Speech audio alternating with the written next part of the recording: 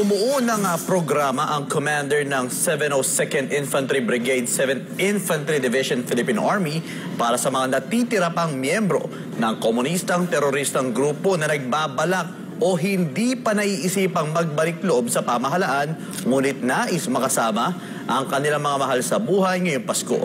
Narito ang balita ni Kyra Gaspe.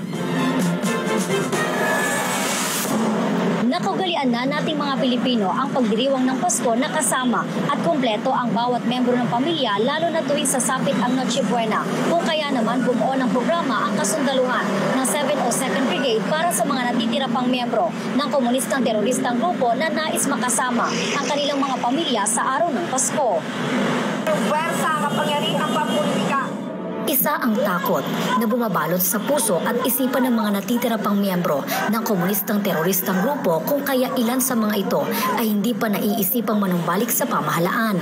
Dahil dito, naisipan ng commander ng 702nd Infantry Brigade, 7th Infantry Division, Philippine Army sa katauhan ni Brigadier General Galiver Signeres ang pagbibigay ng Safe Conduct Pass para sa kanila, partikular sa mga nais makasama ang kanilang mga mahal sa buhay sa araw ng Pasko. Naglabas ako ng guidance sa ating mga batalyon sa nandiyan sa area na kung meron silang kakilala na nasa NPA na gustong mag-surrender or even yung mag-spend lang ng Christmas season kasama yung kanilang pamilya, willing akong bigyan sila ng Safe Conduct Pass. All they need to do is to apply for a Safe Conduct Pass. And iwanan yung kanilang baril kung saan man sila naroon ngayon, para they will spend Christmas together with their families, loved ones, and friends ngayong Kapaskuhan.